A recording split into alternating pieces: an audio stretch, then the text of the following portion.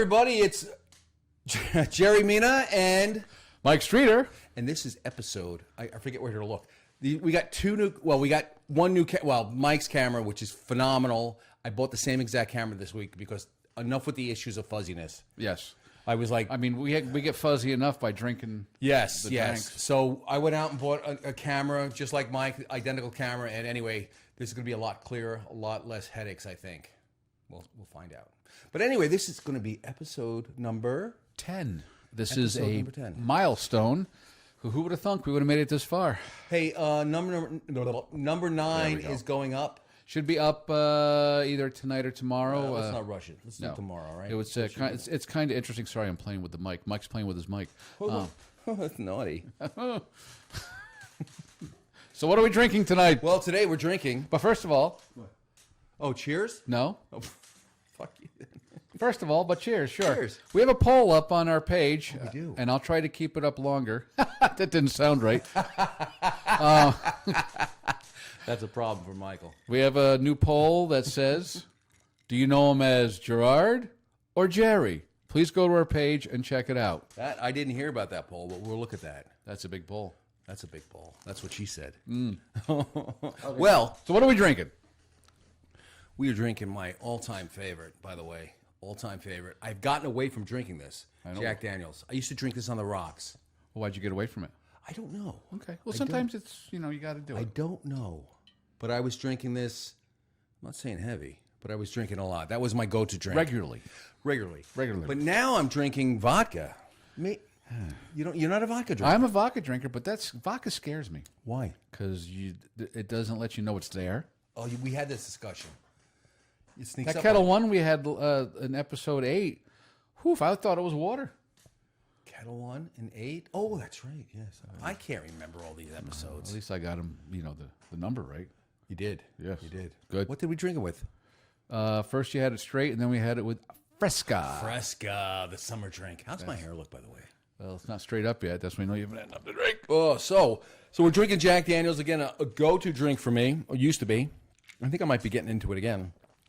We got it mixed with a diet. You can mix it with ginger ale, but we have diet ginger ale because we're looking at watching our figures. I figured, yes, And we had one already, and we made that with a Diet Coke. A Diet Coke, delicious. If you're on carbohydrate diet, which I'm not, supposedly. I like once in a while switch it to Diet Coke, but then after like 2 or 4 or 8, you get that really sugary taste. And with the diet. With the Diet Coke. And if you just go to ginger ale afterwards, sort of levels it out. Okay, okay. I haven't normally, well, not that I didn't normally. Nothing's normally. Yes. Drink it with, it's so quiet in here. Because we usually have the air conditioner going, and it's just so quiet. Anyway, we are babbling on and on. Okay. So listen, 4th of July weekend, or actually 4th of July was on last Thursday. We're recording on Monday, the 8th. What'd you do 4th of July? Well, we had, first we had Carter up. We had Sandy's grandson came up to stay with us a couple days. And then Friday, I'm just jumping over at 4th of July quick. His mother, Jen, and Billy and Liam came up. And we had the whole shebang, You had a good weekend. Good weekend. So good 4th of July, family weekend. 4th of July, we ended up at the Greens. And the band was playing. They had a nice little light show, whatever. So everything was good. Not a light show. They had little fireworks. No, hula hoop kind of thing. Lighted hula hoops, glow in the dark. Yeah, it was really like glow stick kind of stuff. But it was good. Yeah. The band was really good. I was surprised. I can't remember the name of them, but they were really good. All right. And the whole weekend was a good thing. We ended up Saturday going. Copac always has. I did not know this. A band every Saturday night during the summer that plays at the park, and this time it was the Derek Kenny Band. And it's a three generation band. You have the father, son, and grandson, and the grandson's 13 years old, and plays the drums. And they were playing songs that there's a little country, but they had some southern hard rock, and it surprised me with also Blackfoot. And I'm going, okay, who plays Blackfoot? Nobody. And then we got to the end, and they go, and who wants to hear anything? And we sort of said Molly Hatchet. And they played one Molly Hatchet song already, but then I go Molly Hatchet again, and I'm expecting Flirting with Disaster. Yeah, right. It's they played Bounty Hunter, which I'm not familiar with. So it's like, that's one of their old ones. Yeah. So it's kind of cool. It was a trio. They sounded great. Yeah, nice. I liked it. And I didn't realize Copic Park had bands every weekend. Is that through the summer? through the summer, and unfortunately with that late rain on Saturday, I saw that they had plastic behind everything. it kept a lot of people away. But Well, unfortunately, that's the way it is. Yeah. and if you see this band, check them out. I like them. For the first time, I like that kind of stuff. Yeah. It's like a good sound. Can you bring alcohol in there? No, Did you bring alcohol in there? no. Good answer. No, we didn't. Seriously, I said it was a good answer. Okay, Michael. we got a road soda. Rhodes. It was in the truck. So for my 4th of July, what did we do? Oh, we got together at my sister's house, the whole family, and nice barbecue. Good. And then the weekend was nice. Saturday, was it rain? Yes, It rained. Yeah. It rained. Yesterday, Sunday, nice day. Mm-hmm. The weather today is freaking phenomenal. Yes, and we're inside. And it's going to be, it's going to be nice tomorrow, which is Tuesday, and Wednesday's supposed to be nice. And then I'm camping on Thursday. Are you going out camping? Yes. For how long? 5 days, 6 days. So you're leaving on Thursday and you're coming back when? I'll come back here Tuesday. That's why we're doing back-to-backs today. Again. That's right. So I will render this. Render. We're talking, technical stuff. Yeah. What are we doing for music for yourself? Well, lately I've been like, who wants to prepare? Because you get too whatever about thinking about what you want for music. I need another drink. I'm like reaching down. And I'm still in that stage where I'm thinking back when I first got into music. Of course, Kiss, we all know, was the big thing for me. And then after that, but before that was the AM radio. That's all you knew. I know. AM. There was no FM. Well, we didn't discover FM. FM was already on, but up here it was like, what the hell, blah, blah, blah, blah. I mean, I think I can still remember my first FM song I ever heard was an I-95 out of Hartford, and it was Graham Parker and the Rumor. I don't know what song it was, but I remember this stuff, but I can't remember to take the garbage out. Steely Dan does the song FM.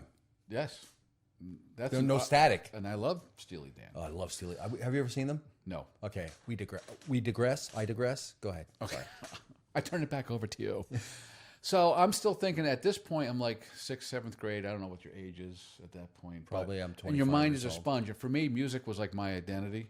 So I'm like going, so Kiss. And then I'm like, all of a sudden, I'm trying to get all this music. And I still believe that we grew up, or we were lucky enough to be born in the greatest time for music. There are people out there that would disagree with you wholeheartedly, but I agree with you. Because you're catching like bands like at the tail end, like Zeppelin, and all these, the Who. Well, the Who. What is going on here? I'm hitting this thing.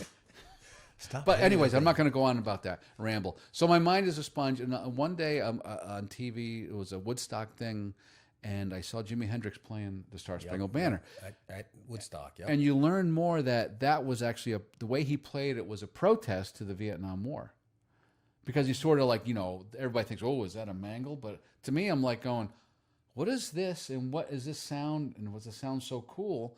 And it was Kiss and Ace Frehley, and Jimi Hendrix that got me to play, pick up guitar. Would take guitar lessons. Yeah. So Hendrix was like, and then of course you go out and you buy, what's the first thing I buy is Hendrix Smash Hits. Right. And I think we just ran the grooves.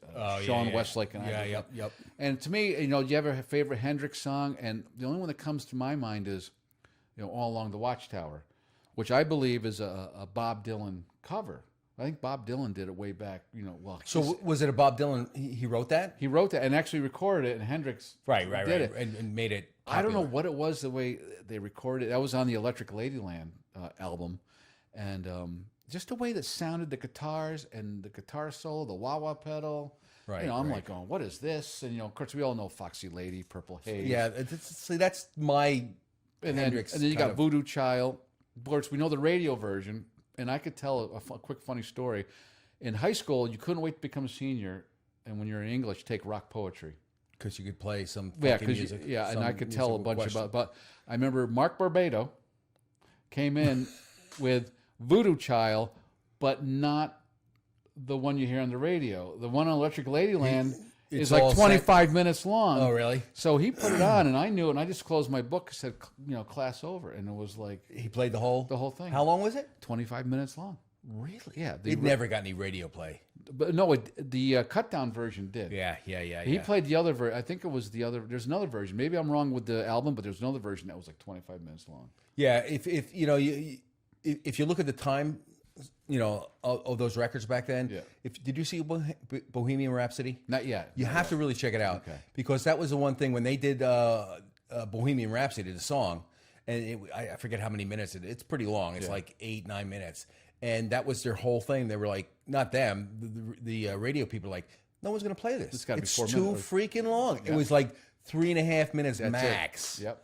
And Freddie Mercury went out there and pushed it. So that's why I say 25 minutes. That didn't get any radio play, but they cut it down. They cut it down on FM. They played, if you hear like the Voodoo Child, I think from whatever. I think that's the one. I'm probably wrong, but he played like the 25-minute version, wherever that was. In class. In class.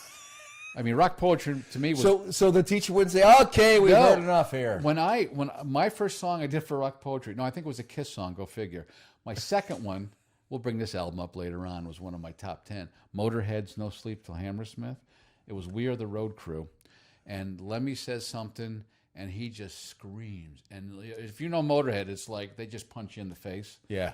I don't know Motorhead. But all of a sudden, like my teacher ran out the room.